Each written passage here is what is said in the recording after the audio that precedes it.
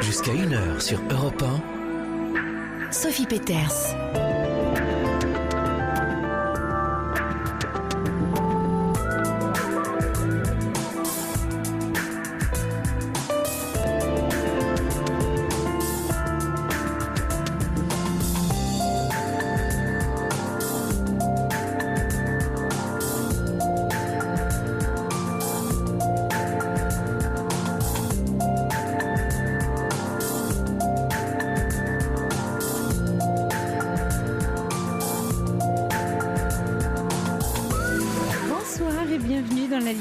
Pour ces 2 heures de direct pendant lesquelles on vous donne la parole pour nous confier vos soucis, petits et grands, pour chercher à comprendre et à retrouver quelquefois le chemin perdu. Alors l'orientation est donnée en ce début d'année, vitalité, vérité, innocence à retrouver, mais aussi le prix à payer, un travail intérieur pour avancer sur cette voie de la transformation. Il semble que dans une vie, on n'en finisse pas de chercher un peu d'apaisement et de sérénité, et l'apaisement est un art qui consiste à changer son regard sur soi et sur les autres, à chausser des lunettes plus constructives sur ses projets, sa force, sa liberté, son espérance, sa confiance dans la vie et être finalement heureux de ce qu'on est. Car votre valeur personnelle, c'est ce que vous êtes et non ce que vous avez. Vous n'êtes pas votre histoire, mais seulement le fruit d'une histoire, de votre histoire, dont chaque jour vous écrivez une page. Alors regardez les obstacles sous un jour un peu plus positif, vous savez, souvent il nous faut cafouiller, il faut examiner alors d'autres possibilités. Et si une chose est destinée à se produire, quand une porte se ferme, une autre s'en trouve. Modifiez votre attitude devant l'adversité, transforme votre énergie et toute situation recèle une graine qui ne demande qu'à germer, reste à la découvrir. Plus vous résistez au courant, plus vous êtes malheureux. Acceptez que momentanément vous êtes censé être là où vous vous trouvez. Demeurez ouvert aux surprises et aux connexions inattendues. Allez, on se connecte tous ensemble dans la nuit. On se surprend à penser et ressentir autrement. On risque le tout pour le tout et on appelle le 39 21. Quentin et Corentin sont à l'écoute de vos appels et c'est Fabrice Fougerose aux manettes de l'émission. Moi, je suis avec vous au micro 39 21. Je vous écoute et je vous réponds. Bonsoir Alain. Bonsoir Sophie, je vous souhaite une bonne année ainsi qu'à toute votre équipe. Merci à vous aussi. Et puis donc un grand merci à Corentin qui est vraiment tout à fait aimable à l'accueil. C'est vraiment très très gentil, très gentil. Voilà, je suis père d'un grand garçon de 37 ans. Et donc cet homme donc travaillait jusqu'à maintenant dans une grande entreprise comme commercial. L'entreprise battant de l'aile, il a préféré prendre les 2 ans et la quitter. Et après quelques mois de recherche, il a opté pour une autre entreprise, donc une grande entreprise française qui est en pleine mutation.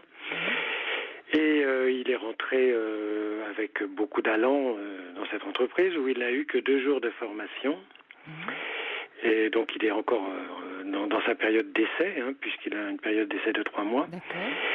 Et au cours de ces jours qui viennent de se passer, de ces semaines qui viennent de se passer, il a été confronté à un responsable, à son supérieur hiérarchique, qui avait une attitude un peu ambiguë avec lui, c'est-à-dire que de temps en temps il le rabrouait en lui disant mais enfin ça va pas du tout, tu y arrives pas, qu'est-ce que tu fais, etc. Ça c'est n'importe quoi.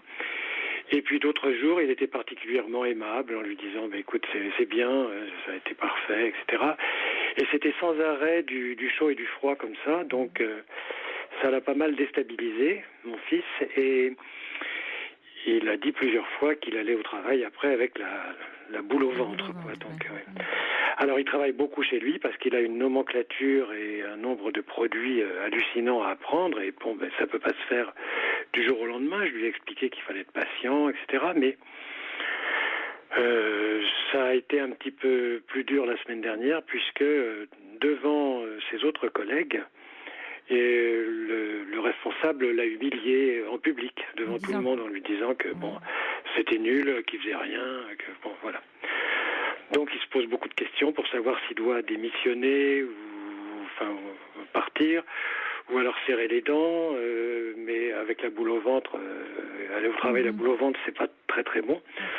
Donc moi, mon conseil, je lui dis d'abord de rester calme vis-à-vis de cette personne, et puis de voir, de parler avec ses collègues. Ce qu'il a fait petit à petit, bien qu'il ait peur qu'il se trouve face à une taupe, comme il me disait, quelqu'un qui allait remonter des remarques, etc. Bon, les langues se sont un peu déliées, effectivement, et il apparaît que cette personne est quelquefois sujet à des colères terribles au point de soulever des bureaux, etc. Enfin bon... Et puis après, il peut être tout à fait charmant. Donc voilà, donc je voulais avoir votre conseil pour savoir ce qui serait bien de faire. Oui, très bien. Alors, j'ai juste une chose, sur l'attitude ambiguë, une fois bien, une fois pas bien, est-ce que quand il fait des remarques, même des remarques désobligeantes ou des remarques positives, est-ce qu'elles sont factuelles, c'est-à-dire elles sont liées à des choses factuelles, concrètes, c'est-à-dire sur ce qu'il fait au travail, c'est-à-dire on va dire telle tâche ça va pas ou telle tâche c'est bien, ou est-ce que c'est plutôt sur le plan de sa personne? Est-ce que c'est des attaques ad hominem, vous voyez, sur la personne, c'est t'es nul, hein, voilà. Est-ce que c'est c'est plutôt sur les tâches, hein. D'accord. Ok. Oui. Donc c'est plus une question de forme qui va pas, mais en tout cas c'est pas des attaques sur lui en tant que personne, mais plutôt sur la façon de faire. Oui. D'accord. Alors, quand vous dites l'alternative démissionner ou serrer les dents, moi je vous répondrais ni l'une ni l'autre. De ces deux, pour l'instant, sans avoir essayé autre chose. Essayer autre chose, c'est demander un entretien privé. Alors, parler avec les collègues, j'allais dire pourquoi pas, mais avec le danger, vous voyez, de faire des ragots, des rumeurs. Non, la meilleure chose à faire, c'est d'aller l'affronter, se confronter à lui en adulte. Hein, il a 37 ans. Le monde du travail a quelquefois la particularité de nous replacer, surtout quand on est jeune, comme votre fils, dans des situations un peu infantiles, c'est-à-dire avec un supérieur hiérarchique. On retrouve un peu l'esprit de l'école, vous voyez, maître-élève. Et du coup, sous prétexte que c'est le chef, on dit rien. Bon, mais on est au travail et un supérieur hiérarchique, c'est pas un chef auquel on obéit, c'est quelqu'un qui doit vous manager. C'est un manager. Hein. Donc un manager, c'est celui qui vous guide en fait, hein, qui montre un peu la route, mais il n'est pas là pour distribuer des bons points ou des mauvais points. Donc pour que votre fils sorte de ce schéma, je me démets ou je me soumets, puisque lui il est dans cette alternative-là aujourd'hui. L'idée c'est qu'il puisse demander un entretien de façon très adulte, en disant voilà, je suis depuis 6 semaines dans l'entreprise, j'ai observé que il y a des moments alors il faut qu'il prépare un petit peu avant son entretien avec des choses très factuelles, très concrètes. Hein. Toujours dans le monde du travail, c'est très protecteur, en disant voilà, là-dessus j'ai pas compris, parce que manifestement les reproches qu'ils lui ont fait, il l'a pas compris, donc il faut qu'il cherche à comprendre où ça se situe. Donc il y a des moments où tu me dis c'est bien, ou vous, je sais pas s'il le voit. Alors lui,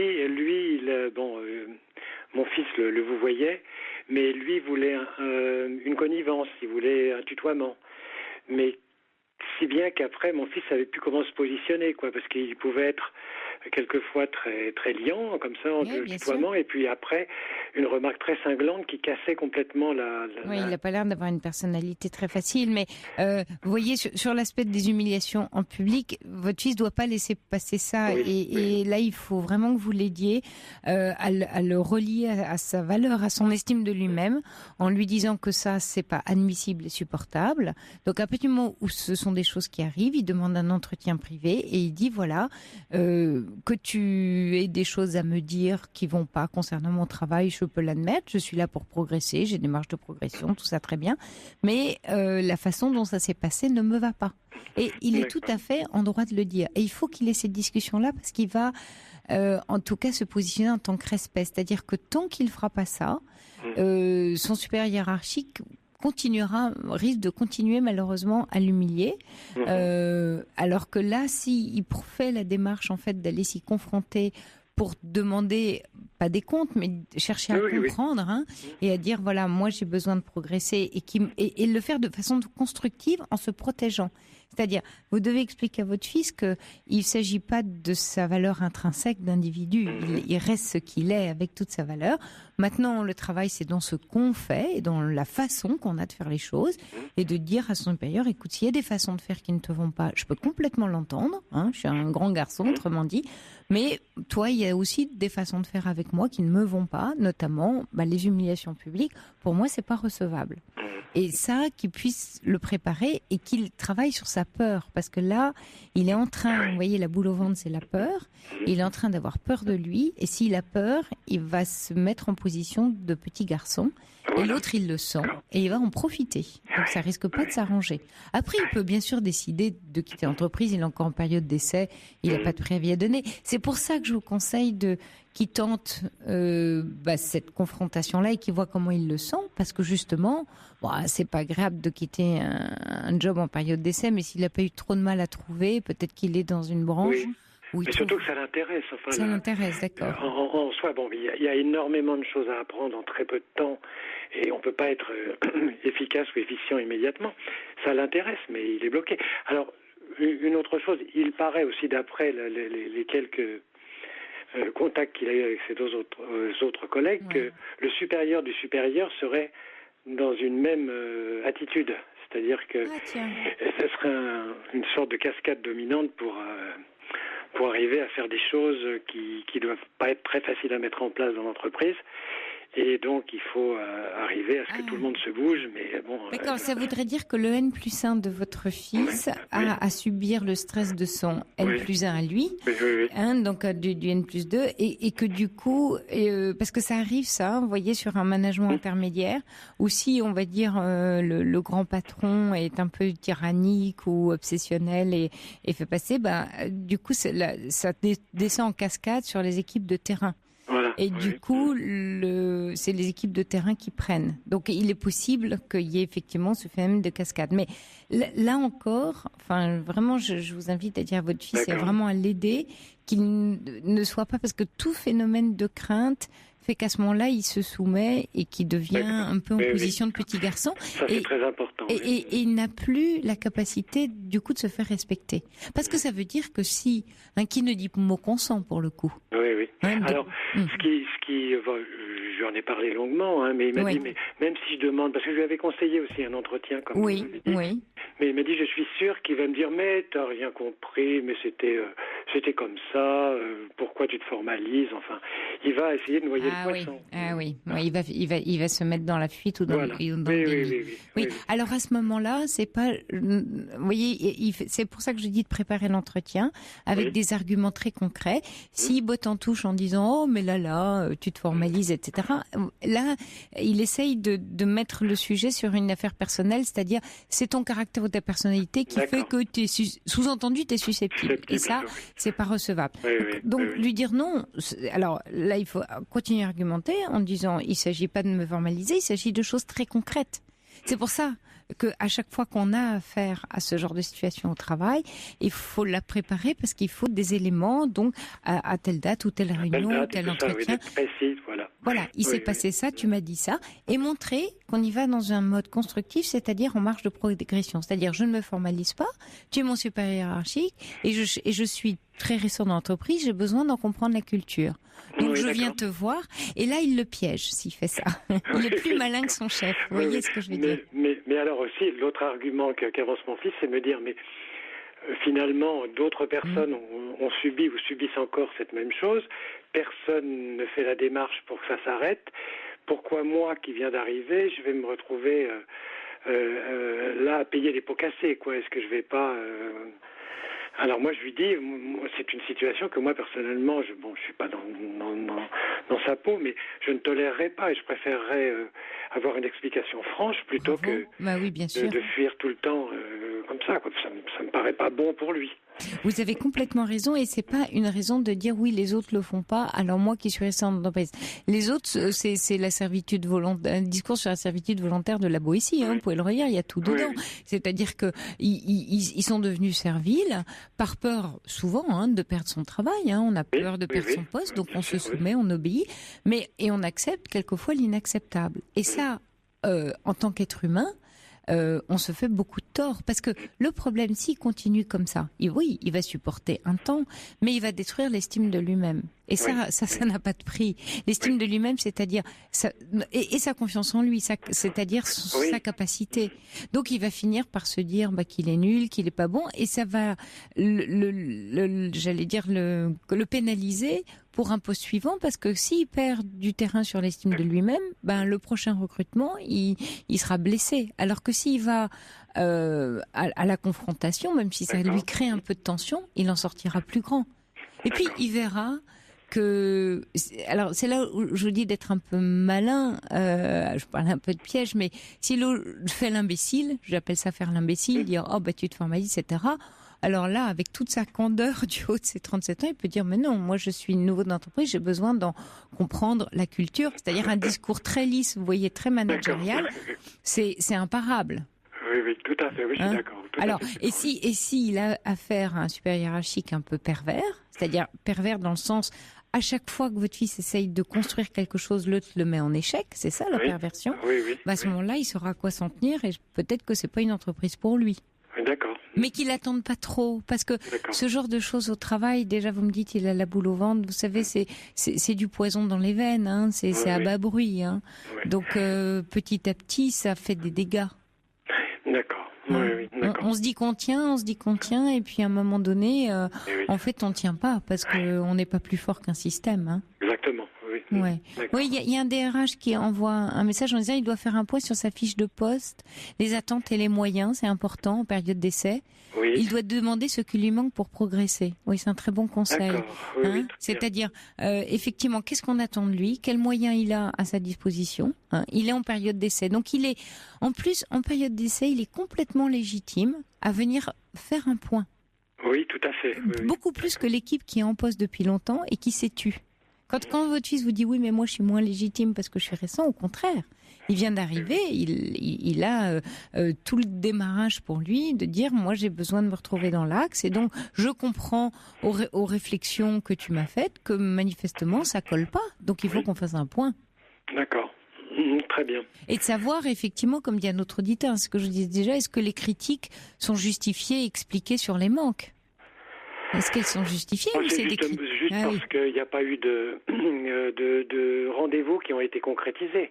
Même s'il a passé plusieurs coups de téléphone, alors qu'il me dit, mais c'est un commercial, oui. Oui, sur la standardiste qui me dit, je vais voir monsieur Untel, qui va vous rappeler. Monsieur rappelle pas, donc il passe un autre coup de téléphone et à la fin de la journée, en fait, il n'y a pas du tout de décrochage de rendez-vous. Et donc, ça veut dire qu'il s'est mal débrouillé et qu'il est nul. Ah oui, et alors que quand il en décroche, il est formidable. Oui. C'est très binaire, hein. C'est très manichéen comme façon de manager ses équipes. À ce moment-là, votre fils peut faire valoir à son supérieur hiérarchique de lui dire ça n'est pas, c'est-à-dire qu'il aimerait, il aurait besoin d'avoir des conseils. Certes, peut-être qu'il trouve qu'il s'y prend mal, mais à ce moment-là, lui qui a plus d'expérience, vous voyez, quels sont les conseils qu'il peut lui donner pour faire mieux ? Peut-être qu'il y a des astuces, il y a des trucs, comment on contourne, la secrétaire, la standardiste, voilà. Donc, oui, j'ai besoin d'apprendre. Donc, à chaque fois que son chef l'agresse, de dire, oui, j'ai besoin d'apprendre, apprends-moi. Oui, tout à fait. Et oui, parce que là, il va le mobiliser. Un supérieur hiérarchique, c'est pas juste quelqu'un qui en a mis, c'est aussi quelqu'un qui doit être un personnage ressource. Donc à ce moment-là, c'est aller le chercher pour lui dire mais j'ai besoin de toi, voilà ma demande. Et le manager, c'est son job lui, hein. Il est là pour ses équipes, il n'est pas là pour compter les bons points et les mauvais points. Depuis à l'école. Exactement, oui. Oui. Alors par ailleurs, quand il sait que il va aller dans l'entreprise et que cette personne ne va pas être là, il y va, il revient, il trouve que sa journée a été positive, quoi. Donc, alors par contre, quand il sait qu'il va être là, il parle à boulot. Mais là, il est terrorisé, là. Oui, là, on est vraiment, il est terrorisé, et pour lui, c'est pas bon du tout.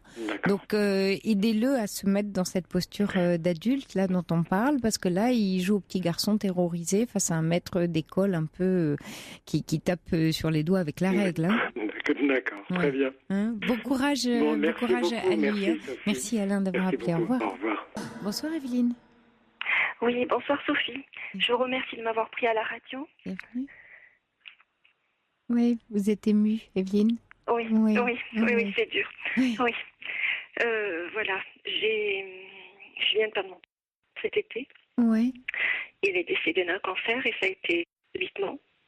Il est rentré à l'hôpital début juin. Début juin, il est mort le 11 août.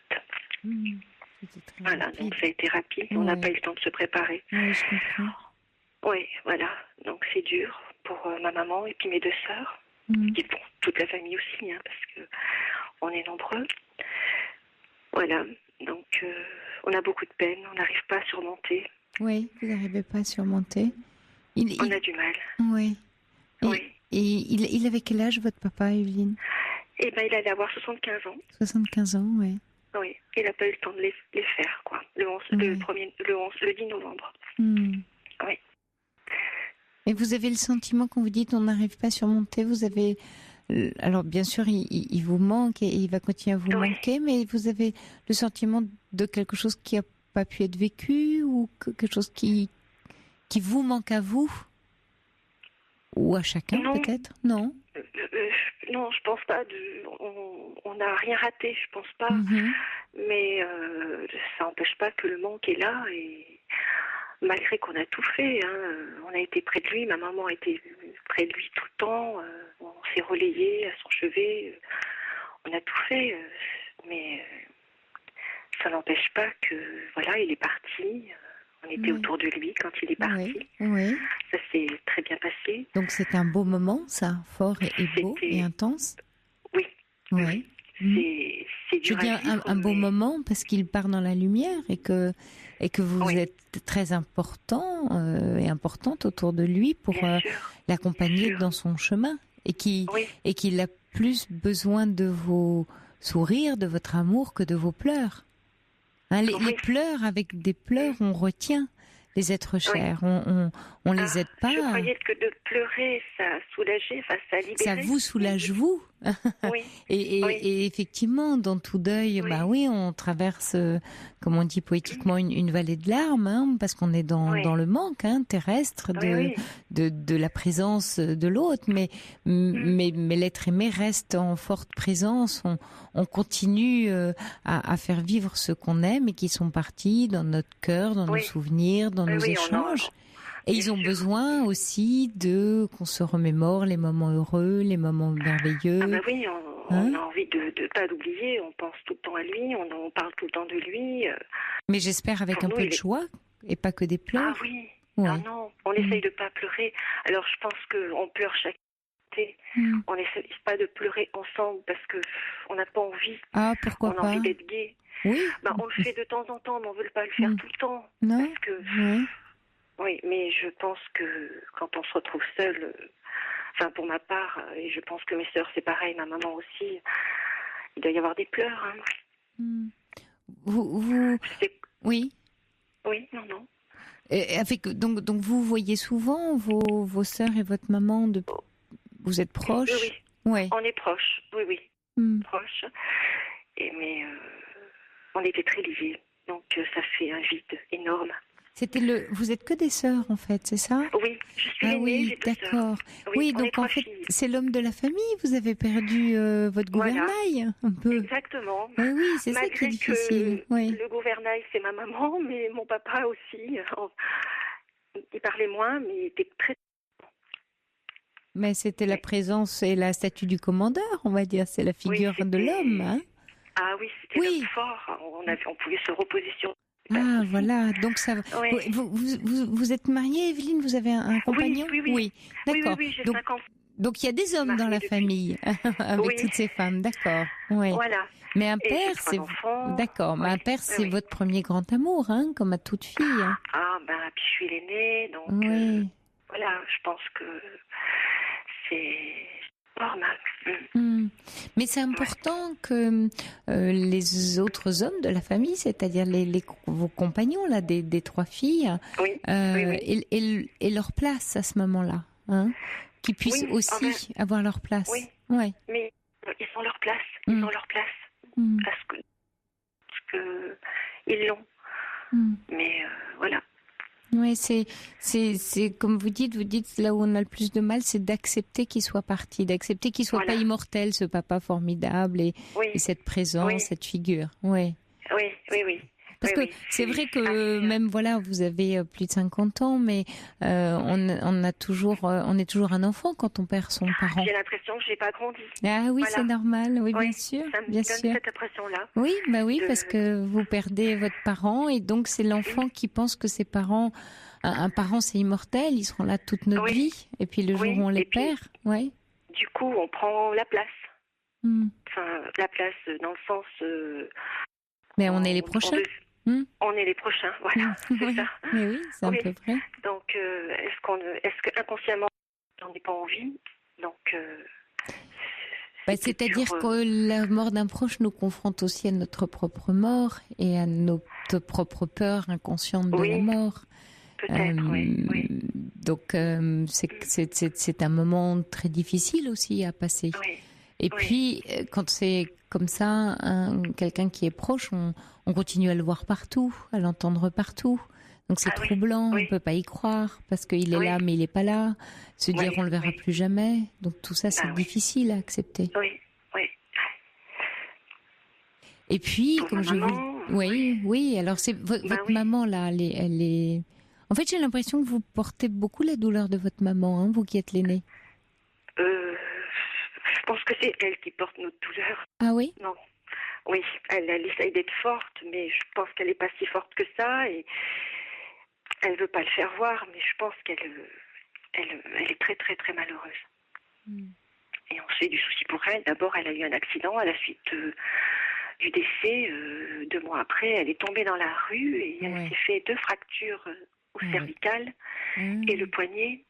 Donc, elle est avec une minerve jusqu'à fin janvier. Elle ne peut plus avancer, votre maman, oui. Ça l'a freinée totalement. Alors, comme elle dit, ça m'a fait une diversion au niveau du deuil, mais voilà, c'est pas... Elle est brisée, au vrai sens du terme. Brisée. Oui, elle se brise. Oui. Elle se brise parce que son cœur est brisé. Cassée. Elle est tombée comme ça. Hein. Elle était avec ma sœur et sur le trottoir, elle est tombée. Elle a crocheté son pied. Et... Alors voilà, il a fallu s'occuper de ça. Quoi. Ça a été encore une chose qui se rajoute. Oui, mais c'est surtout pour elle. Hein. Elle est très indépendante. Là, elle se retrouve enfermée. Oui, et puis il a fallu qu'elle change de maison parce que sa maison était plus adaptée. Donc il a fallu qu'elle déménage. Ah oui, il y a des racinements aussi alors. Ouais, pas très loin, mais voilà, pas très loin de sa maison. Elle a pris un appartement pour être mieux. Parce qu'elle habite la montagne, donc déjà avec la neige, mon papa s'occupait de tout. Hein. Quand on habite dans une maison, c'est compliqué. Hein. Oui, donc elle change complètement de vie aussi, d'environnement. Oui. C'est vrai. Hein, que... L'environnement, bon, sa maison, mais sinon elle n'a pas quitté son village. Hein. Oui, mais c'était important sa maison où elle avait un homme qui prenait soin. Bien sûr, elle est en sécurité. On ne se faisait pas de soucis pour mes sœurs, on ne se faisait pas de soucis pour eux. Ils étaient indépendants, ils étaient très bien organisés, donc il n'y avait pas d'inquiétude. Et puis là, ça tombe tout d'un coup. Oui. Et vous avez l'impression du coup que votre maman aussi s'inquiète pour vous comme vous vous inquiétez pour elle? Oh ben, j'imagine qu'elle s'inquiète pour nous, oui. Mais... Et qu'est-ce qui vous aiderait, vous, Evelyne, à aller mieux? Parce qu'on est, vous voyez, on est en janvier, c'est lieu cet été. Alors bien sûr, c'est très long. Hein. C'est la première fois que vous êtes confrontée comme ça, là? Oui, c'est la première fois que je suis confrontée à la mort. À la mort. Bon, j'ai eu mes grands-parents, mais mes parents nous ont toujours protégés. On a tout juste assisté aux enterrements. On n'a pas, voilà. Je comprends mieux. Oui, d'accord. On a été protégés par une maman qui avait perdu ses parents jeunes, donc elle voulait pas qu'on ait à être confronté à la mort. Oui, donc pour vous, le choc est d'autant plus rude. Oui, mais on l'a bien affronté avec mes sœurs. Hein. On était, bien sûr. On l'a pas repoussé, au contraire. Oui. Mais c'est le contre-coup maintenant. Peut-être que c'est le contre-coup. Voilà, oui, et puis les phases, oui. vous savez, dans les 5 étapes du deuil décrites par Elisabeth Kubler-Ross, donc qui sont le déni, après le chantage, pourquoi lui et si, etc., la colère, non, c'est pas possible, vient ensuite une immense tristesse, puis en final l'acceptation. Et ces phases sont longues et la phase de tristesse, quelquefois, d'abord met du temps à venir parce qu'on peut rester très longtemps dans la colère et le chantage. Et puis, ce sont des boucles permanentes de rétroaction. On n'est pas colère. Oui, d'accord. Non, donc on n'est vous pas êtes colère. dans l'immense on n'a jamais tristesse. été colère. Non, d'accord. On est triste. Voilà, triste, on a été triste. Oui, très triste. Et cette tristesse ne passe pas, là? Non. Oui. Alors, est-ce que c'est normal? Je me dis, c'est peut-être normal, il faut du temps. Oui, alors, vous voyez, il y a alors, dans ces matières humaines, on va dire, il n'y a pas de normalité, bien que le grand manuel des maladies psychiatriques, la dernière version du DSM, ait fait rentrer le deuil dans les pathologies en disant au-delà de 6 mois, si la personne, continue à pleurer constamment, etc., on décrète le deuil comme une pathologie. Et à ce moment-là, est-ce qu'il y avait, un fond dépressif? On commence à un peu enquêter sur qu'est-ce qui fait que effectivement le processus de deuil n'arrive pas à se faire. Alors, il peut y avoir ça qui est quand même important, qui est quand on n'arrive pas à se relever, on n'arrive pas à avancer, on est vraiment très très freiné par une tristesse qui n'arrive pas à passer. Là, vous pouvez. J'ai l'impression c'est ça pour vous. De pas être là, de pas être présente. Je suis complètement à côté. Alors, est-ce que c'est un choc qui révèle en sourdine autre chose, qui dit ça, mais aussi autre chose dans votre vie, et qu'il y avait avant un fond comme ça un peu de mal-être, quelque chose de rampant? Et à ce moment-là, effectivement, un deuil un peu brutal, c'est la première fois, votre papa, est-ce que ça vient pas réveiller chez vous? Et peut-être qui vous aiderait, Evelyne, à ce moment-là, c'est d'être un peu suivie, ou de démarrer un peu un travail thérapeutique pour aller élucider cette perte, parce que vous faites là l'expérience de la perte la plus, une perte profonde, la perte d'un parent, une perte très très proche. Et cette perte, quelquefois, effectivement, ouvre une brèche, un peu comme un barrage qui cède. Et donc, c'est un torrent de larmes, de tristesse, on ne comprend pas, on n'arrive pas à remonter. Et il se peut que dans ce torrent de larmes, de tristesse, il y ait autre chose liée,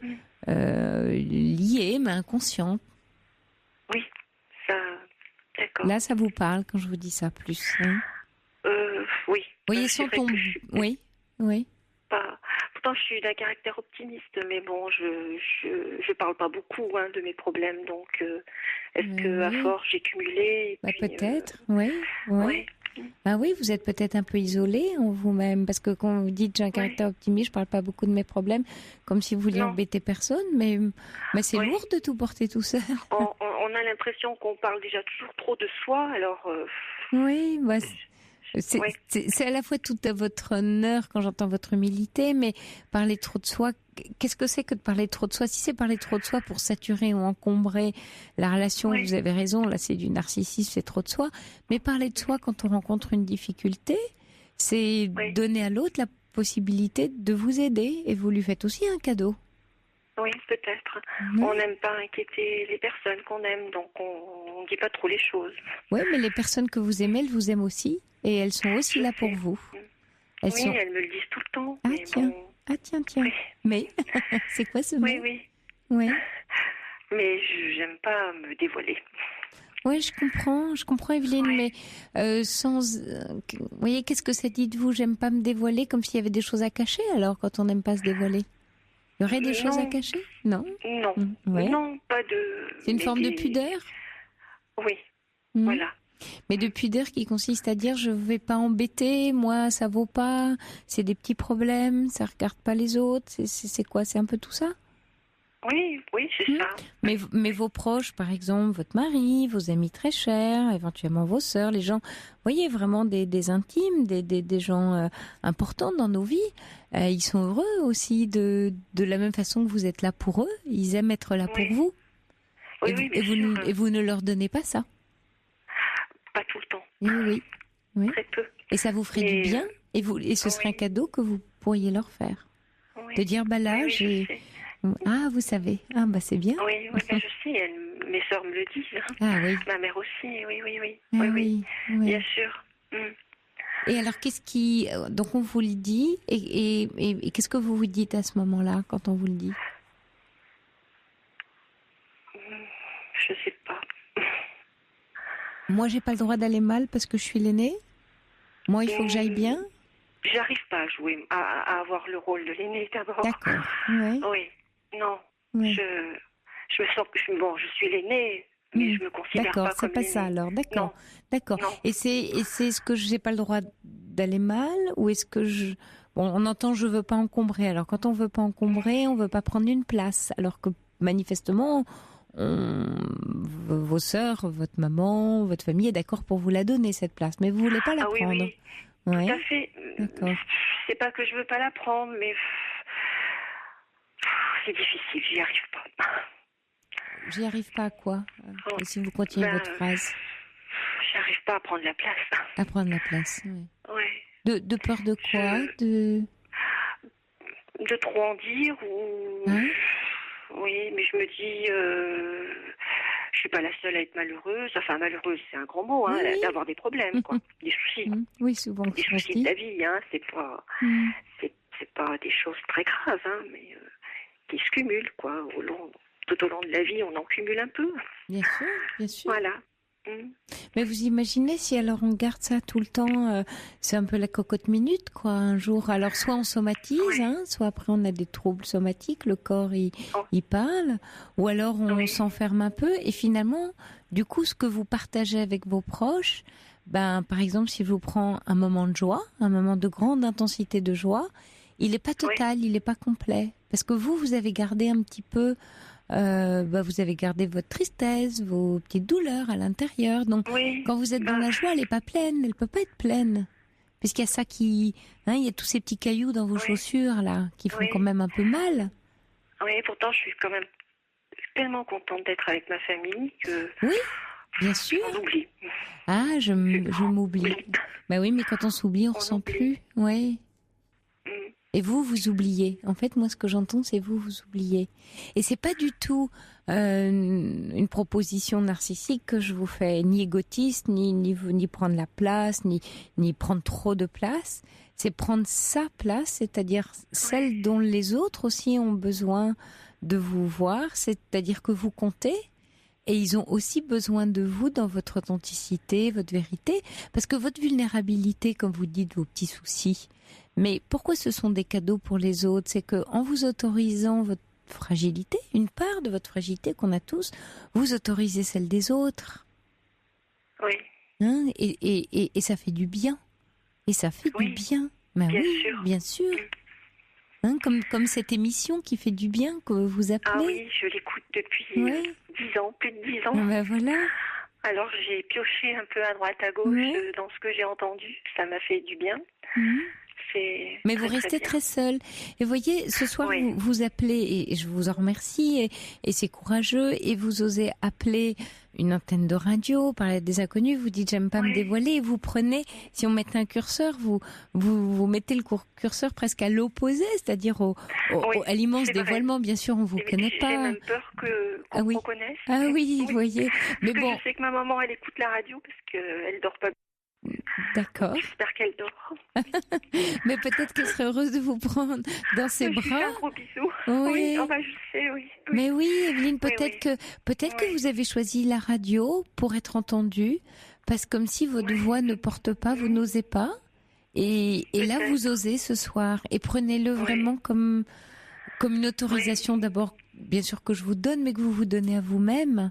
Oui, et puis je suis sûre que Oui. Elle donnerait aussi. Et qu'elle vous la donnerait aussi. Que ma famille me la donne. Mais elle vous la donne déjà, c'est que vous l'avez pas prise. Donc, ce que je voulais vous dire, c'est que là, vous la prenez. Voilà. Et ce soir, voilà, mais ce soir, vous avez posé un acte symbolique dans votre histoire. C'est-à-dire que vous avez pris votre courage à deux mains, vous avez appelé et vous dites, ben voilà, allez hop, je suis prête à prendre ma place, je la prends là, au milieu des auditeurs. Et ça, c'est très important parce que vous vous donnez l'autorisation à vous-même. Et c'est celle-là dont vous avez besoin. Et je vous souhaite de poursuivre ça à partir d'aujourd'hui. C'est-à-dire peut-être, voilà, mais non, pas je vais essayer, je vais le faire. Essayer, c'est quand on n'y arrive pas. Chose, oui. Donc quand je dis essayer, oui, c'est peut-être voilà trouver un thérapeute ou une thérapeute, quelqu'un avec qui vous vous sentez dans la douceur qu'il y a dans votre voix. Ouais, mais vous avez beaucoup de douceur dans votre voix, et donc trouver quelqu'un qui vous accueille avec toute cette douceur que vous avez. Pourquoi ça va être dur? Ça va être dur de vous confier? Oh oui. Oui. Oui, j'arriverai pas. Ah, pourquoi? Je suis timide un petit peu. Et puis, oui. Oui. Et même dans un espace protégé, parce que là, vous voyez, vous appelez à la radio, vous n'êtes pas si timide que ça. Oui. En tout cas, vous avez besoin, parce que vous l'avez fait. Et oui. Alors écoutez, peut-être vous pouvez vous dire, oui, je suis timide, ça vaut pas le coup, tout ce que vous vous racontez, mais il y a quelque chose qui demande à être écouté en vous, puisque vous avez posé l'acte que vous posez ce soir, donc c'est un besoin, c'est un désir, et ça, faut l'entendre. Oui. C'est important. Il y a Feuille d'érable qui dit, quand j'ai perdu ma maman, j'ai dû aller voir quelqu'un 1 an après, car cela tournait à la dépression, et ça m'a fait le plus grand bien, je vous le conseille. D'accord. Bon. Il y a André qui dit « Je suggère le livre Vivre son deuil au jour le jour » du docteur Christophe Fauré, qui est très bien fait. Oui, c'est une très belle idée. Et puis Monica qui ajoute « Quand on vit des décennies en étant protégé, en évoquant la réalité même de la mort, on subit peut-être un choc plus important. » Oui, c'est juste. Oui, c'est vrai. Donc vraiment, c'est important, vous voyez, que vous réfléchissiez à ce que vous nous confiez ce soir, et j'en suis très touchée, et que vous confiez à vous-même à travers la radio, à travers les ondes. Bien sûr. Donc faites-vous confiance, se confier, faire confiance. Il faut que vous... Il va falloir. Oui. Oui, j'aime pas beaucoup le va falloir, mais c'est plus va falloir, c'est il faut que, je dois que, c'est de l'obligation. Mais là, moi, je vous parlais de besoin, de désir et d'envie. Écoutez la femme qui a besoin, envie de se prendre soi-même dans ses propres bras, de s'accueillir. Parce que c'est ça le travail avec un thérapeute, c'est pas je vais raconter ma vie et je vais me dévoiler, c'est je me dévoile à moi-même. Alors, je sais pas si vous avez écouté l'émission hier soir avec Isabelle, en début d'émission, on parlait du transfert, et la figure du thérapeute n'est là qu'en transfert pour vous, pour vous redonner votre histoire. Le thérapeute, on ne fait rien de votre histoire. Je ne vais rien faire de ce que vous nous avez confié ce soir. Tout ça vous appartient. C'est bien à vous. Voilà, la libre antenne, moi, je vous ai juste servi à pouvoir faire un chemin vers vous. Vous m'avez donné un outil. Voilà, je suis une passeuse, moi. Voilà, on passe par moi pour retourner à soi. D'accord. Donc je vous le souhaite, Evelyne. Je vous remercie. Vous lâchez pas la main, c'est important. Non. D'accord. Je vous remercie, puis je vous embrasse bien fort. Moi aussi. Au revoir, Evelyne. Merci de nous avoir appelés. Au revoir.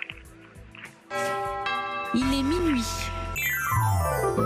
Jusqu'à 1h sur Europe 1. Sophie Peters.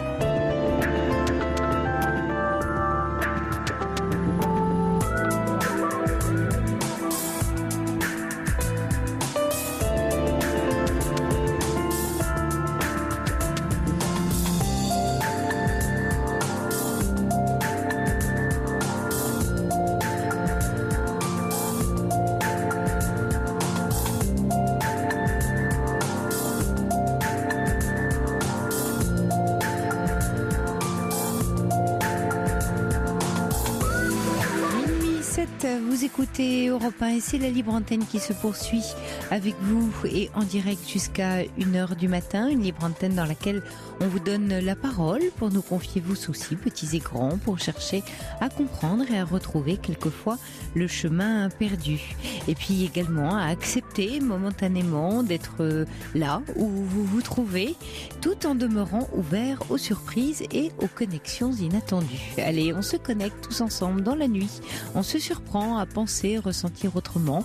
On risque le tout pour le tout et on appelle le 3921. Quentin et Corentin sont à l'écoute de vos appels et c'est Fabrice Fougerouz qui est aux manettes de l'émission. Moi, je suis avec vous au micro 3921. Je vous écoute et je vous réponds. Bonsoir Karina. Bonsoir Sophie, je suis émue. Oui. Comment dire, je suis ravie de vous parler ce soir, Oui, et je vous appelle. J'aimerais, si c'est possible, faire un petit bilan de ma vie amoureuse avec vous, Oui. parce que c'est la cata. Oui. Et donc, je sais pas comment résumer ça, je suis émue. Voilà, depuis l'âge de 30 ans, c'est-à-dire ça fait 15 ans aujourd'hui, j'ai 45 ans, ça fait 15 ans que je n'ai pas eu d'histoire sérieuse. Alors que, étant plus jeune, j'en ai eu des histoires qui duraient 1 an et demi. La plus grande a duré 5 ans. Mais à 30 ans, tout s'est arrêté. Il y a un homme qui m'a fait beaucoup de mal et tout s'est arrêté.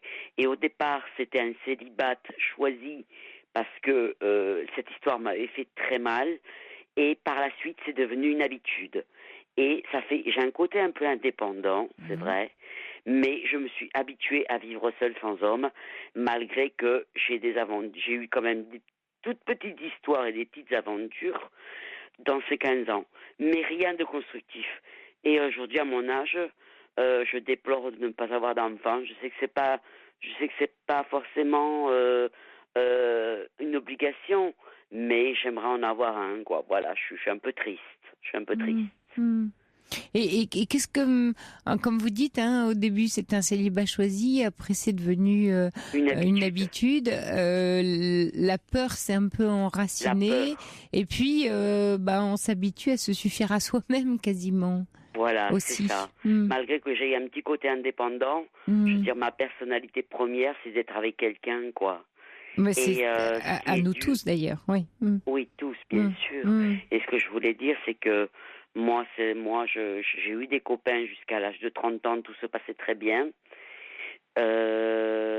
Mais après, j'en ai pas eu et là, ça fait 15 ans ça fait plus de 20 ans que j'ai une maladie, la schizophrénie, qui m'empêche d'être réaliste, qui m'empêche de vivre un petit peu. Bon, là, je suis stabilisée, ça va. Mais au niveau famille, j'ai très peu de contact avec ma famille qui est dans le nord, parce que moi, je suis dans le sud. Ma mère, on n'arrête pas de se chamailler. Il y a un conflit permanent entre moi et ma mère. On n'arrête pas de se chamailler. Je lui reproche des trucs inconsciemment, et elle me reproche des trucs inconsciemment, que nous sommes perpétuellement en conflit. Et j'ai très peu d'amour d'elle. Elle m'a jamais dit je t'aime, et j'ai très peu d'amour de ma mère. Mon père est mort. Mes frères et sœurs me témoignent pas beaucoup d'affection.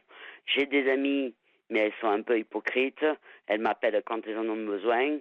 Et ça fait que j'ai très peu d'amour autour de moi et que ça commence à me serrer le cœur, tout ça. Oui, je comprends. Ça commence à me serrer le cœur. Oui, et vous faire maintenant justement que vous abordez une autre étape, vous dites que vous êtes stabilisé.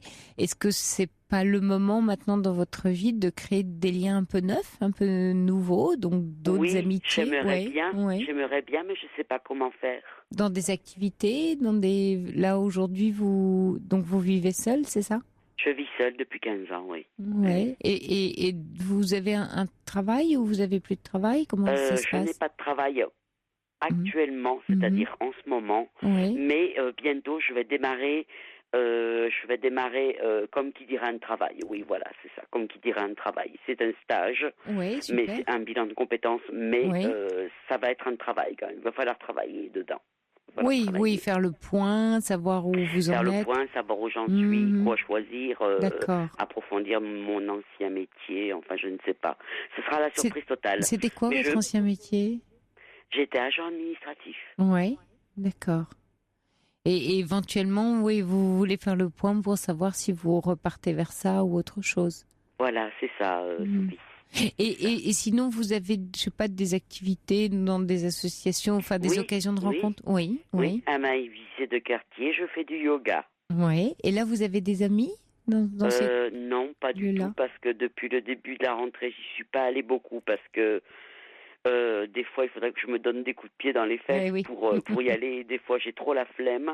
Mais autrement que le yoga, cette année, je me suis inscrite au yoga. L'année dernière, c'était le sport. Ouais. Au mois d'avril, j'ai l'intention de recommencer le sport. Mais malheureusement, dans une association où il y a beaucoup de personnes âgées, et moi, je ne m'y retrouve pas, où il y a très peu de femmes jeunes de mon âge. Le yoga, il y a plus des femmes jeunes que mon âge. Oui. C'est très compliqué tout ça. Moi, je vais beaucoup sur Internet pour essayer de trouver un garçon, mais ça marche pas. Ça ne marche pas. Je n'attire que toutes les mauvaises choses. Vous pensez que c'est ça votre karma, d'attirer toutes les mauvaises choses? Non. Bah écoutez, j'ai un peu la sensation d'être maudite, quoi. Ah oui. Ça s'appelle de la croyance, hein? C'est comme oui, parce que papa a été très méchant. Ah voilà, donc dans votre histoire... Papa et maman a pris des coups et papa a été très méchant. Oui, il y a quelque chose en vous qui ne mérite pas le bonheur, quoi. Hein? Oui, je crois que c'est ça. Oui, je crois que c'est ça. Alors que là, pour le coup, il n'y a que vous qui pouvez vous le donner, comme on ne vous l'a pas donné par ailleurs. À un moment donné, dans une vie, en avançant, dans une maturité, se dire, oui, c'est vrai, je ne l'ai pas eu, on ne me l'a pas donné, et je ne peux pas l'attendre, donc il faut que j'aille le chercher pour moi. Il faut que je me le donne, il faut que je puisse m'en donner à moi et s'en donner à soi. C'est de la même façon que vous disiez, oui, il faut que je me force un peu à faire du sport. J'ai envie de vous dire, y aller, quoi. Hein, aller au contact de gens. Oui. Créer Pourtant, des je suis liens. Pas timide, ça dépend. Non, il y a des fois, je suis timide et il y a des fois, j'ose de tout. Oui. J'ai un caractère double, moi. Oui. Des fois, je suis timide, des fois, j'ose de tout. Oui. Donc... J'ai un caractère de battante, hein. J'essaye d'être positive malgré ce qui m'arrive. Oui, ça s'entend. Quand je dis j'ai un caractère de battante, là, de suite, ça se voit pas. Mais quand même, pour avoir traversé tout ça, toute seule presque, bien sûr. Il faut être forte dans sa tête. Et moi, j'estime que j'ai un caractère de battante. Oui, et à un moment donné, vous voyez, vous avez dit un joli mot, vous avez dit traverser. C'est vrai que c'est une traversée. Et puis quand on traverse, c'est la traversée du désert. Oui, mais on laisse quelque chose derrière soi. Et ce passé-là, moi je vous invite à le laisser derrière pour vous créer votre avenir. Rien qu'à vous. J'ai du mal. Oui, le passé vous retient. J'ai du mal, le passé me retient. Oui, vous dites j'ai pas le droit parce que c'est quand on a connu effectivement une enfance très très douloureuse, qu'on n'a pas connu de bienveillance, d'amour, de douceur. On ne sait pas à quoi ça peut. On en a très envie sans savoir à quoi ça peut ressembler. En fait, j'ai très peur de l'abandon, en fait aussi. Avec les gens que je côtoie, j'ai très peur de l'abandon. Je comprends. C'est pour ça que je fais le dos rond. Mais au final, je suis lésée, quoi. Oui, je suis lésée. Oui, vous avez raison. C'est moi qui en donne aux autres et les autres me le rendent pas. Oui, et puis d'avoir peur de l'abandon, pour le coup, ça ne protège pas. Vous voyez, du coup, en ayant peur de l'abandon, on se retrouve dans la solitude. Si on refuse de créer des liens, si on refuse de créer des liens par peur d'être abandonné, mais ce qu'on est certain à ce moment-là de se créer, c'est une forme de solitude. Alors, est-ce qu'il vaut mieux pas prendre le risque? Parce que qu'est-ce qu'il y a de pire? Le pire, c'est d'être seul et de vivre sans lien, ou de risquer quelquefois d'être déçu par les autres, de se retrouver lâché, de se retrouver de nouveau un peu seul, et ainsi de suite, de recommencer. Mais en même temps, on sera plus fort de ce qu'on a vécu. Oui. Il y aura quelque chose qui a été vécu, et ça rend fort. Oui. Alors que là, il n'y a rien qui se vit. C'est un peu morbide. Il n'y a rien qui se vit, et c'est très dur. Et c'est très dur, très bien sûr. J'entame ma 6e année. Là, j'en peux plus, là. Oui. Je comprends pas pourquoi j'ai mal digéré cette histoire à l'âge de 30 ans et que je me suis renfermée sur moi comme une huître. Par protection, Karina. Par protection, je me suis renfermée comme une huître et que j'ai jamais pu me rouvrir depuis ce gros chagrin d'amour, quoi. Et de l'amour, j'en ai pas beaucoup autour de moi. Ouais, alors il y a Brigitte qui dit c'est bien de faire des activités où on interagit pour pouvoir créer des liens. Le théâtre, par exemple, ou le bénévolat, c'est peut-être le moment de créer des liens plus chaleureux, plus doux. Faites un peu confiance, dit Brigitte. Oui, ça va être de faire un peu confiance. Et confiance, c'est ce que je disais juste avant, Evelyne, c'est se confier. C'est confier un peu de soi à l'autre. L'autre va pas partir avec un morceau de vous. Au pire, il le laissera ou voilà. Mais ça reste vous. On ne confie que ce qu'on veut bien donner. Alors, si vous confiez quelque chose de vous à l'autre et qu'il en fait mauvais usage, vous saurez que, j'allais dire, ça peut pas se poursuivre. Mais ça reste à vous, rien qu'à vous. Oui. Oui. Je vous sens songeuse quand je vous dis ça. Je vous ai dit tellement de choses que oui, que je suis un peu troublée. Oui, je comprends. Mais c'est important de revisiter ces croyances qui vous ont servi un temps, parce que ce qu'on croit, bien sûr, ce qu'on croit crée notre réalité au moment où on y croit. Pourquoi ? Parce que ça nous aide. Oui. Pardon, excusez-moi. Allez-y. Ce que je voulais vous dire aussi, c'est que j'attire tout le temps les mauvais types. Jamais les bons. Parce que c'est ce que vous connaissez. Karina, vous connaissez la maltraitance d'un père et d'une mère avec lesquels les liens sont violents.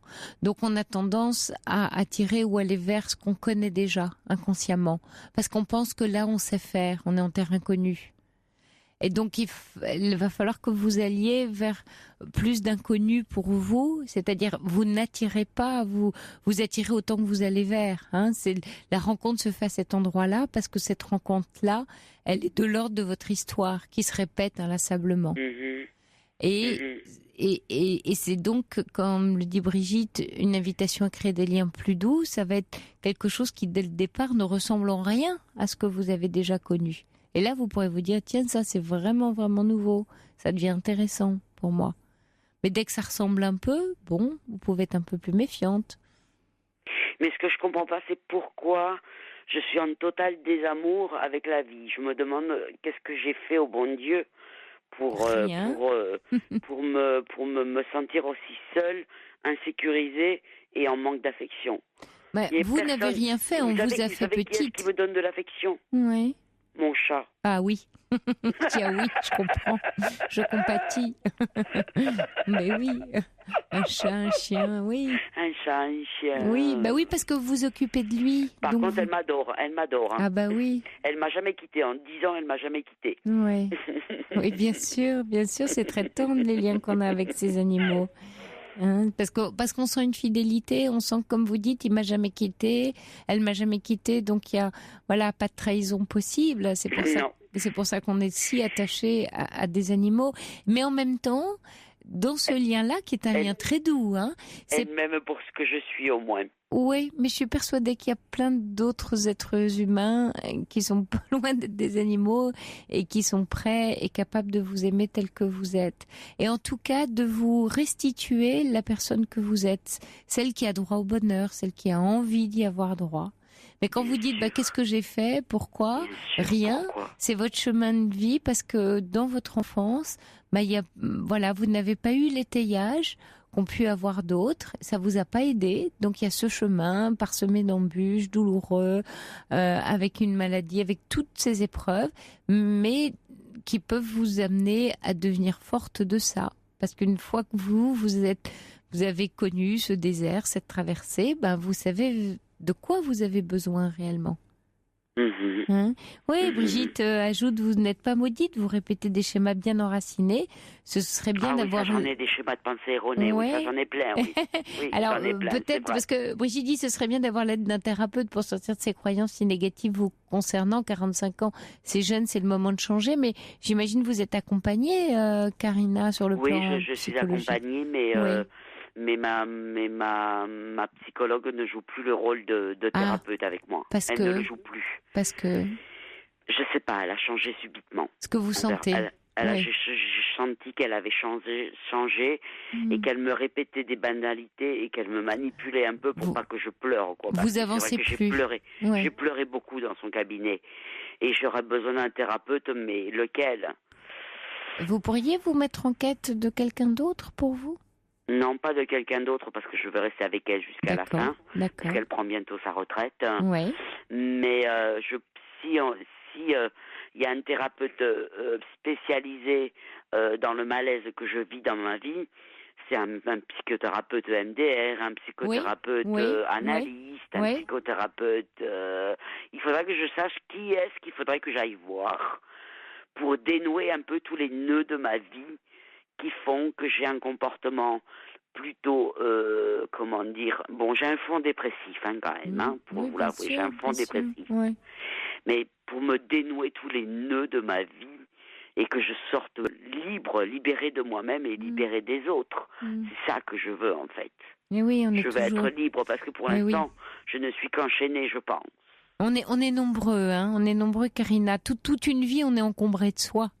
On ne cesse d'être encombré de soi et on fait avec soi. Alors tant bien que mal, avec nos limites, avec nos donc on a des épisodes, on va dire voilà, où on libère des choses et puis tout d'un coup la route est beaucoup plus fluide et belle et puis par moments voilà on retombe dans certains obstacles. Mais effectivement, vous pourriez vous mettre en quête d'un thérapeute avec lequel vous sentez que le courant passe, tout en parallèle. Et si vous en parliez à votre thérapeute, qu'elle vous conseille quelqu'un de complément sur des pratiques très... Je l'ai déjà fait. Oui. Sophie. Et alors? Je l'ai déjà fait. J'ai été voir un psychothérapeute MDR. J'ai été voir une psychothérapeute, une psycho hypnothérapeute. J'en ai vu plein. Ils n'ont jamais réussi à me soulager de mon poids.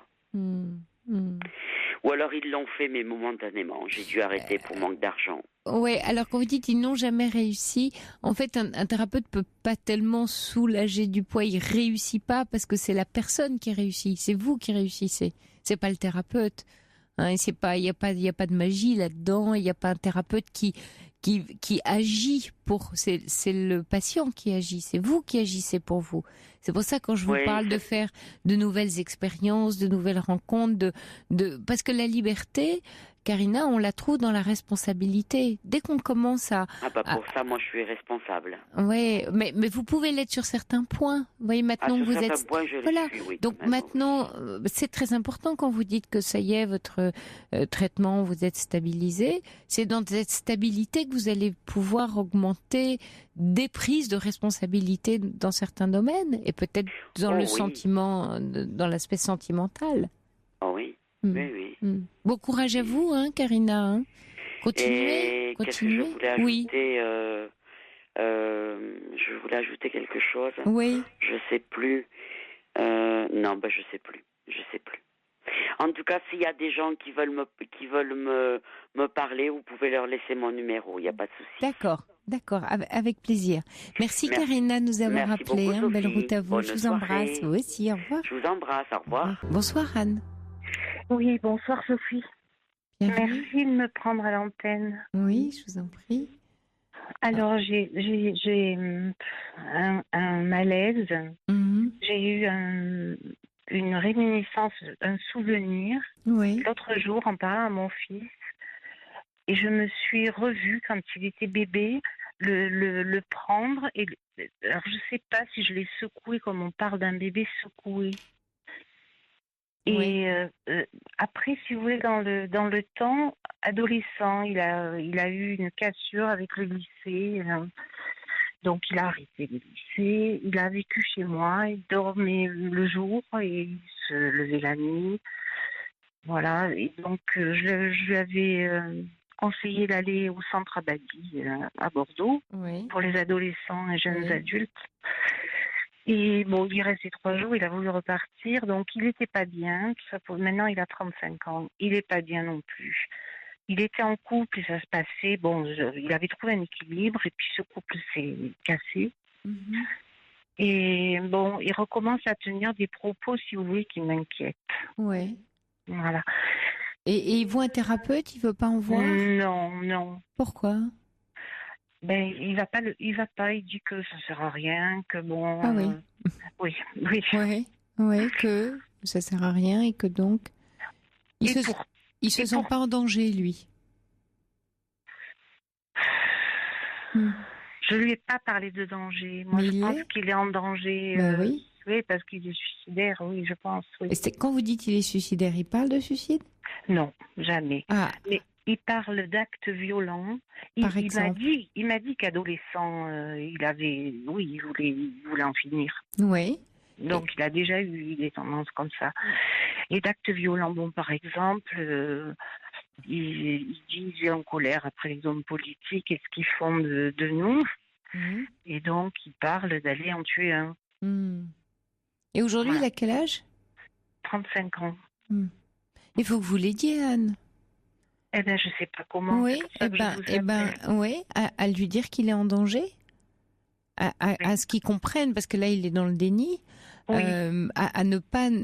Parce que là, bien sûr, je comprends que ça vous inquiète et que vous vous inquiétiez, mais de lui faire part de votre inquiétude à son sujet et de lui dire, je suis très inquiète, je vois que tu vas pas bien, sans pointer du doigt particulièrement ses propos, et je voudrais que tu ailles consulter un psychiatre ou un psychothérapeute, tu as besoin d'être aidé, et moi, ta maman, là tu as 35 ans, je ne suis pas la bonne personne placée pour ça, parce qu'il y a des médecins spécialisés pour ça, pour ce que tu vis aujourd'hui.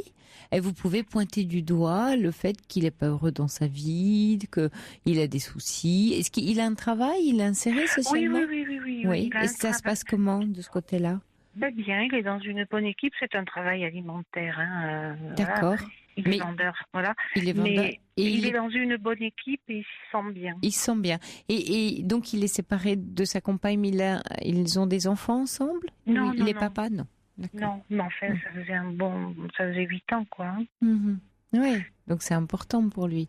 Oui. Vous pouvez lui présenter comme un soutien, une aide, pas le fait qu'il soit malade ou qu'il ait un problème dans la vie ou avec la vie, mais simplement d'une aide, d'un appui, d'un soutien supplémentaire au vôtre et différent, mais complémentaire. Je lui en ai parlé déjà. Oui, de quelle façon? Alors, pas récemment, mais plusieurs fois après, depuis qu'il est adulte. Mmh. Et il me dit, mais bon, ça sert à rien, non, je lis beaucoup, je sais que non, ça va, je maîtrise. Il est dans le déni absolu. Il est dans le déni absolu, oui. Mmh. Ouais. Et quand il vous dit ça sert à rien, qu'est-ce que vous lui répondez? Que je pense pas, moi. Oui, mais est-ce que vous argumentez?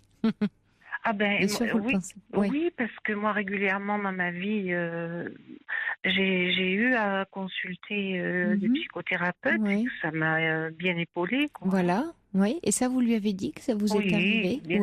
Bien sûr. Mais il n'en fait rien? Non. Mmh. Et alors, il y avait cette culpabilité en me disant, est-ce que c'est moi qui ai provoqué des lésions et qu'il est fragilisé. Alors, quand bien même, parce qu'aujourd'hui il a 35 ans, vous voyez, ce serait, j'allais dire, quand bien même ce serait le cas, en quoi ce serait aidant pour vous aujourd'hui d'en avoir cette certitude? Qu'est-ce que ça pourrait changer pour vous? Si un médecin vous disait oui, c'est sûr. Est-ce qu'il faut que je lui en parle? Vous pouvez, vous pouvez pas lui en parler, pas en termes de culpabilité, parce que Anne, là, que vous vous sentiez être responsable, c'est une chose, être coupable en est une autre. On peut être tout à fait se sentir responsable, bien sûr, parce que vous étiez une jeune maman, peut-être inexpérimentée, avec une vie peut-être, j'en sais rien, compliquée à l'époque, et peut-être que vous êtes laissé aller à certaines actions envers votre fils qui était un bébé. Et je dis pas du tout ça pour vous expliquer, je dis ça pour recontextualiser, pour ne pas verser dans une culpabilité qui, pour le coup, que vous la ressentiez, c'est une chose, et pour vous, elle est aidante dans votre prise de conscience, mais elle n'est pas aidante pour lui. Donc, si vous devez lui en parler, c'est simplement de lui dire, voilà, moi, en le reliant au fait qu'il aille consulter, moi, je suis inquiète parce que je sais que quand tu étais bébé, voilà, j'étais tel type de maman et qui m'arrivait de faire ça. Non, c'était une fois. Hein. Alors, une fois. Je sais même pas si vous voulez. Mais c'est un rêve que vous avez fait ou vous... Non, je l'ai fait. Mais je sais même pas si c'était Très violent. Non. Non, je suis même pas sûre, mais bon, j'ai ce souvenir parce qu'il pleurait, je dormais pas la nuit, bon, j'en avais un autre, j'étais un peu seule, bon, enfin bref. Et donc ça me revient, mais je sais plus exactement, mais je pense pas que ça a été violent parce que bon, voilà, parce que je me suis rendu compte, je l'ai reposé dans son landau et je suis allée me pleurer, me calmer. Je me dis, il vaut mieux qu'il pleure tout seul dans son lit que voilà, que moi ne pas avoir une attitude adaptée. Et dans les jours qui ont suivi, comment ça s'est passé? Non, j'ai rien remarqué, non. D'accord. Vous me parlez d'un acte isolé qui expliquerait toute une vie. Il y a sans doute plusieurs éléments dans l'histoire de votre fils. Oui, il y a beaucoup d'autres éléments. J'ai l'impression, parce que vous me parlez d'une adolescence compliquée, où il a accepté d'être dans un centre mais seulement 3 jours et qu'il est enfermé dans sa chambre, donc déscolarisé. Voilà, donc il y a plusieurs épisodes et vous pouvez d'ailleurs lui rappeler plutôt tous ces épisodes-là pour lui dire qu'à l'âge qu'il a, ne pas consulter ne va pas aider sa vie, même après la séparation, à se reconstruire. Donc, si lui souhaite de nouveau rencontrer quelqu'un, vous pouvez d'ailleurs qui soit pas dans le déni, c'est-à-dire pour ne pas faire face au déni, c'est pas qu'il a un problème ou qu'il est malade, c'est simplement qu'il a une histoire de vie assez douloureuse et complexe, et qu'il a besoin de la déposer pour avancer, parce que c'est un peu lourd, voilà, il porte un sac à dos un peu trop lourd, votre fils. Donc dit comme ça, c'est un peu différent. Oui, besoin de le déposer. Je note en même temps. Je vais avoir oublié. Oui, vous pouvez prendre l'image du sac à dos, de prendre des images très concrètes, de dire voilà, moi je connais un peu ton histoire. Tu as une adolescence qui n'était pas facile. Tu as été courageux, valorisez-le. Tu as un travail, voilà. Tu es inséré socialement, c'est formidable. Mais quand même tu vis une déception amoureuse. Tu étais depuis 7 ans, avec quelqu'un, ça s'arrête, c'est fragilisant. Tout ça n'est pas très facile à vivre. Donc ce serait bien que tu ailles rechercher une aide en plus de la mienne. Vous ne vous désistez pas auprès de lui. Mais moi, moi j'aimerais, et j'insiste vraiment sur le fait que tu sois épaulé et que tu choisisses, prends le temps, en voir plusieurs, mais de choisir quelqu'un avec qui tu t'entends bien. Peut-être un homme d'ailleurs. Quel rapport il avait avec son papa ? Très absent, le papa. On a divorcé, très absent. Il avait quel âge ? 5 ans. 5 ans. Et le père a été très absent après ? Oui. Très absent, oui. Ouais. Donc il a un grand manque dans sa vie pour se construire. Un manque d'homme. Trop de mère et pas assez de père. Donc un thérapeute homme, ça pourrait avoir une figure pour lui d'assise. Oui. Alors c'est pas à vous de le trouver, c'est à lui de le trouver, mais attention, à ne pas ni le cataloguer ni à tomber dans le versant, j'allais dire malade ou pathologie ou trop inquiète ou la maman trop inquiète pour ce que vous observez qui vous inquiète. Que vous soyez inquiète, c'est une chose et je le comprends tout à fait. Mais ne lui montrez pas cette face-là de vous. Montrez-lui autre chose. Montrez-lui plutôt justement de l'aide, de la responsabilité pour l'inviter à ne pas être dans le déni, parce que sinon, si il vous sent inquiète, il va dire mais non, ça va très bien, je gère. Qui est l'attitude du fils. Voilà. Donc lui, qu'est-ce qu'il sent ? Il sent une maman inquiète qui veut rassurer. Donc il joue l'homme fort. Il est votre. Il y a 2 enfants. Vous avez 2 enfants, 3. Oui. 2 garçons. 2 garçons. Et comment ça se passe justement avec le frère ? Il est à l'étranger. Oui. Et le frère, lui, il a eu une réaction très saine. Oui. Il a demandé à partir en internat, 400 km, parce qu'il voulait se spécialiser dans un sport. Voilà, et il avait 15 ans quand il a décidé de partir. Oui. Et c'était un milieu d'hommes. Ah tiens. Sportif, et je crois que... Ça l'a construit. Beaucoup. Et oui. Oui, ça, je pense que ça l'a, j'allais dire sauvé, c'est peut-être un bien grand mot. Mais en tout cas construit, structuré. Oui, ça, le sport, un milieu d'hommes, c'est un sport collectif. Oui, d'accord. Oui, c'est important. Et les 2 frères s'entendent comment aujourd'hui ? Mais ils s'entendent bien, Oui. mais ils se voient pas souvent, ils s'appellent pas souvent parce que mon autre fils est loin. D'accord, mais est-ce que votre fils qui est loin, vous lui parlez de votre inquiétude concernant son frère ou pas du tout? Je lui en ai pas parlé pour l'instant, mais je peux lui en parler. Ce serait bien, pas pour l'inquiéter, pas tant parler de votre inquiétude, mais plutôt de dire, voilà, j'ai l'impression qu'il a besoin d'être aidé et je le sens un peu dans le déni. Voilà, je veux pas trop lui montrer mon inquiétude parce que tu sais, voilà, on est proches et il va chercher à me protéger, mais je me demandais si tu pourrais aussi peut-être intervenir auprès de lui pour pour qu'il ait de l'aide. Peut-être que son frère lui parle aussi de son histoire, de ce qu'il a vécu, comment la démarche qu'il a fait de structure auprès de groupes d'hommes. C'est sans doute pour ça d'ailleurs que votre fils actuellement, là, celui dont vous parlez ce soir, est bien au travail parce que sans doute il a une équipe et ça lui fait du bien. Hein, il y a beaucoup d'hommes aussi. Et beaucoup d'hommes, oui. Oui, donc tout ça, mais attention parce que quand vous parlez de votre inquiétude, lui, ce qui va donner comme réponse à l'inquiétude de sa maman, c'est t'inquiète pas, tout va très bien. Me protéger. Et oui, donc ça va pas du tout l'encourager à les consulter. Donc c'est l'inverse, il faut lui montrer une maman plutôt forte, plutôt responsable, qui va plutôt bien, pas inquiète pour lui, mais soucieuse qu'il ait de la ressource et qu'il trouve de l'aide. Oui. Il vit avec vous? Non. Non, d'accord. Pas oui, loin, parce que, lui. d'accord, pas loin. Oui, pas loin.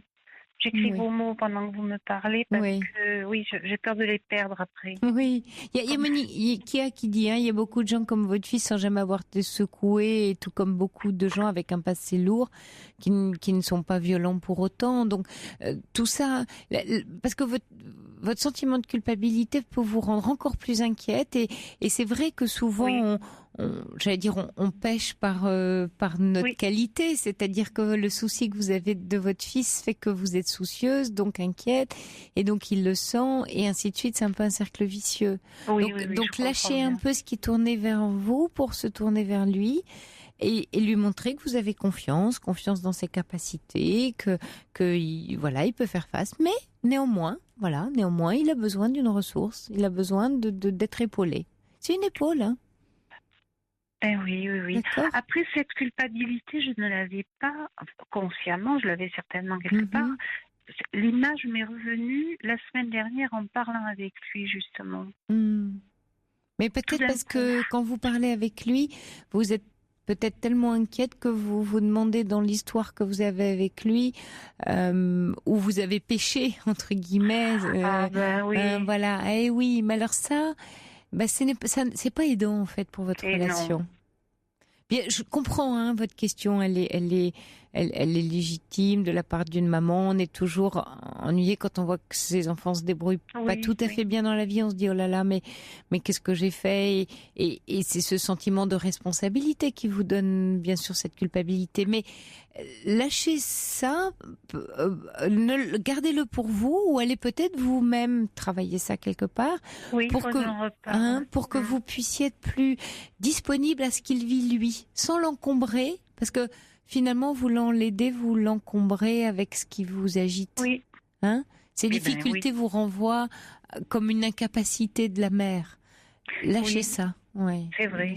Oui. Ouais. Courage à vous, Anne. Je vous remercie beaucoup. Oui. Ça m'a aidé. Je lui en parle parce que je savais pas de cette aide. Je vais voir avec son frère. Et lâchez votre inquiétude, surtout. Oui. Il y a une inquiétude, de votre inquiétude d'un côté, et puis il y a la maman, montrez-lui une maman un peu plus forte et, j'allais dire, responsable dans le fait de prendre les choses en main. Oui, je vous remercie. Je vous embrasse, Anne. Bon courage. Moi au revoir. Aussi. Au revoir, merci beaucoup. Europe 1, Sophie Peters. Bonsoir Loïc. Bonjour Sophie. Bienvenue. Merci à vous. Moi, je me permets de vous appeler, si je peux me permettre. Oui. Car en fait, j'ai un handicap moteur. Oui. J'ai 24 ans, j'ai toujours eu ce problème-là étant depuis ma plus tendre enfance, depuis ma naissance. Oui. Et en réalité, depuis que je suis dans l'âge adulte, et donc depuis que je suis plus dans un établissement, oui. Je le vis très très mal. Déjà, j'ai toujours vécu le fait que j'étais dans un établissement, oui. car moi, malheureusement, je me vois pas comme une personne handicapée. Et je veux faire des choses, je veux dire,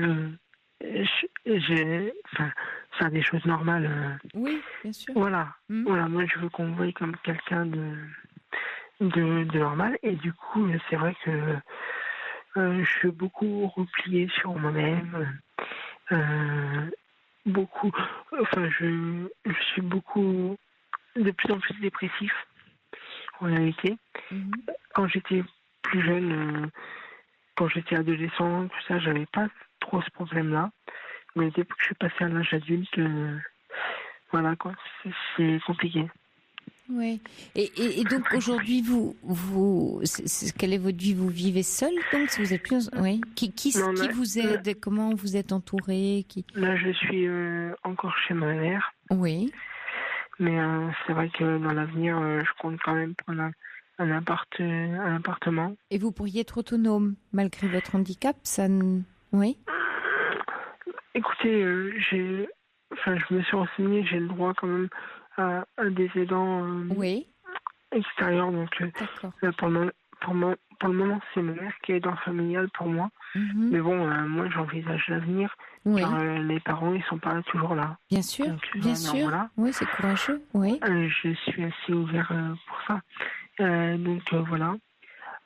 Le seul problème actuellement, c'est que comme je suis assez dépressif, je me sens relativement seul. Oui, je comprends. Et puis, du coup, je perds mes vrais amis, en réalité.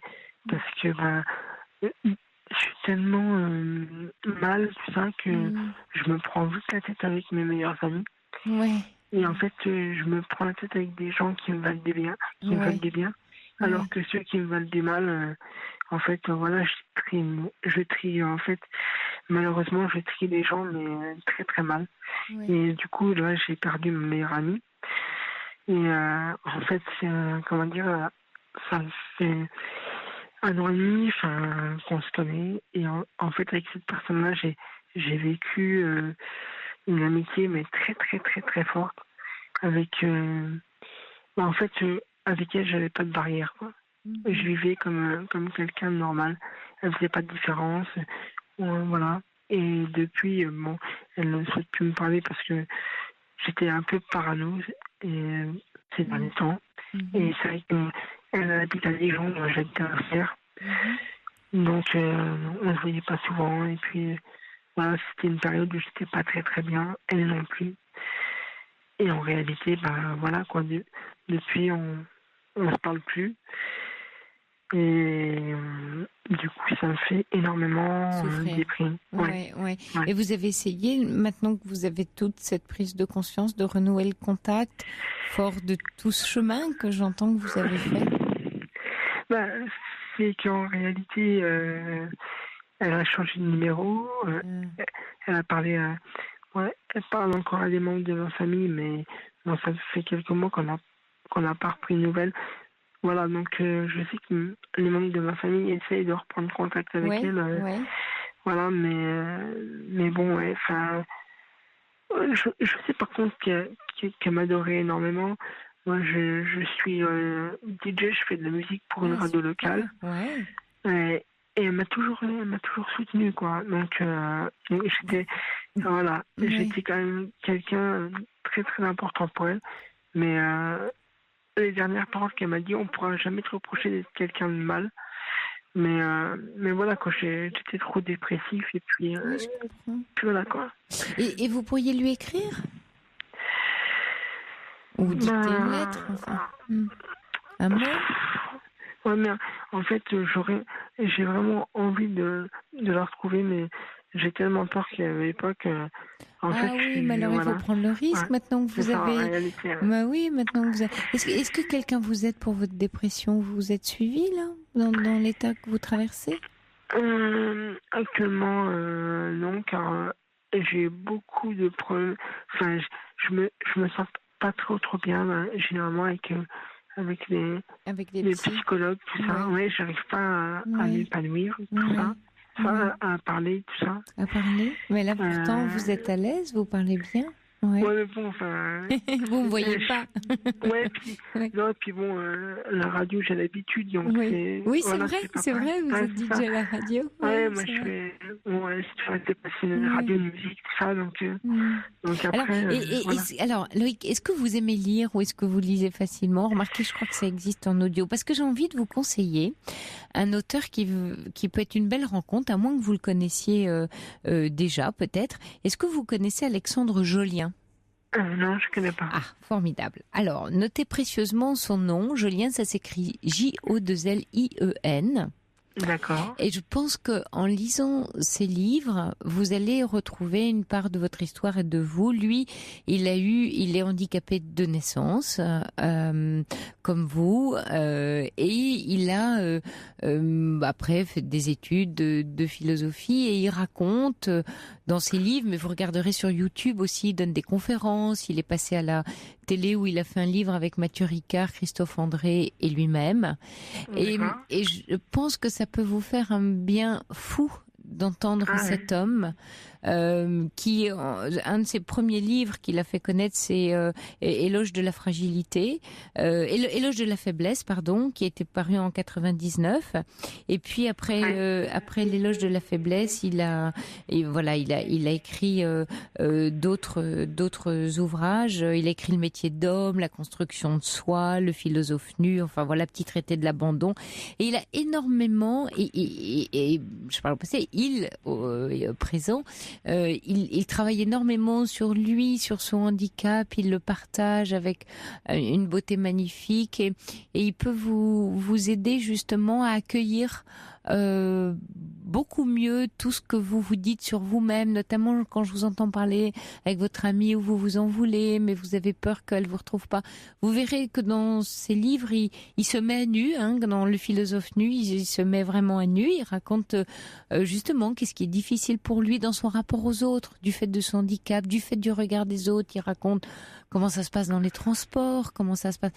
C'est un homme absolument magnifique, Ouais, d'accord. Et vous allez, peut-être ça va vous aider à faire déjà une première ébauche, à sortir peut-être un peu de votre état dépressif. Il a traversé lui aussi des états dépressifs et il en parle. Et il s'est fait aider. Alors, il donne des conférences. Vous trouverez sur YouTube, si vous regarderez, il y a des vidéos, voilà. Et je pense que vous allez trouver là toute une matière qui va beaucoup vous aider pour vous rencontrer. Parce que moi, j'entends... Voilà, plein de choses formidables dans votre voix, plein de douceur, plein d'intelligence. Et même si vous avez l'occasion, même peut-être de rencontrer un jour Alexandre ou de le voir en conférence, je suis persuadée que voilà, vous pourriez y trouver une figure qui va vous aider sur votre chemin, parce que vous avez 24 ans. Lui, il est papa maintenant, et il a... je crois qu'il a aux environs de 40 ans et il peut tout à fait vous accompagner. D'accord. Ouais, je regarderai, ça peut être intéressant, effectivement, pour un peu avoir un témoignage, si c'est un peu une forme de témoignage. Exactement. De témoignage, de témoignage et sous forme de conseil. Quand vous me dites, le psy, je suis pas trop à l'aise, j'ai pas envie. Je comprends, je respecte tout à fait ce que vous me dites là. Il n'y a pas de souci. Je vous dis pas forcément, faut y aller. C'est que je vous sens, bien sûr, dans un état de tristesse avec l'histoire de votre ami. Peut-être que, effectivement, plutôt que d'aller là, voir un psy, de passer par Alexandre Jolien et ses ouvrages et son travail sur lui, ça va vous donner envie de vous rencontrer et de vous rencontrer dans votre fragilité, parce que c'est ça que vous racontez avec cette amie. Et quand vous dites oui, j'ai peur qu'elle me repousse, mais si vous lui expliquez comme vous nous l'expliquez là ce soir, que vous étiez pas bien, que vous étiez un peu parano à ce moment-là, que vous êtes trompé, si c'est une vraie belle et bonne amie, elle va vous accueillir parce qu'elle aussi a beaucoup d'affection pour vous. Un peu, elle a énormément d'affection. Elle me considérait comme son petit frère. Alors elle doit être triste, elle aussi. Je sais pas, puisqu'on a changé de numéro chacun. Mais recontactez-la, retrouvez sa trace. C'est important pour vous, Loïc. C'est vraiment important, cette histoire. C'est sûr que c'est... oui, faut pas rester dans cet état.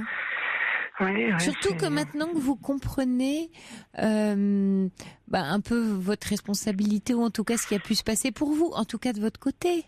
Mais j'ai toujours eu le sentiment d'abandon, de manque affectif. Vraiment, j'ai cette sensation de toujours vouloir refaire mon enfance. Oui, mais alors vous êtes peut-être arrangé pour qu'elle vous abandonne. En étant si en colère ou si... En réalité, je pensais pas qu'elle aurait fait ça. J'ai peut-être testé ses limites. Pour tester. Et en fait, ça a dû être dramatique pour vous parce que, en ayant peur de ça, mais souvent, quand on a comme ça un peu un syndrome d'abandon, on s'arrange pour voir de quelle façon on pourrait se retrouver abandonné. Mais la vie étant ce qu'elle est, les êtres humains étant ce qu'ils sont, c'est justement pas votre maman, pas un lien de sang, et même si ça l'était... c'est vous que vous devez pas abandonner là dans cette histoire, Loïc. C'est à vous de pas vous abandonner. Vrai. Oui. Non, c'est vrai, vous avez raison. Ah oui, chouette. Donc ne vous abandonnez pas et recontactez-la par tous les moyens. C'est vraiment important.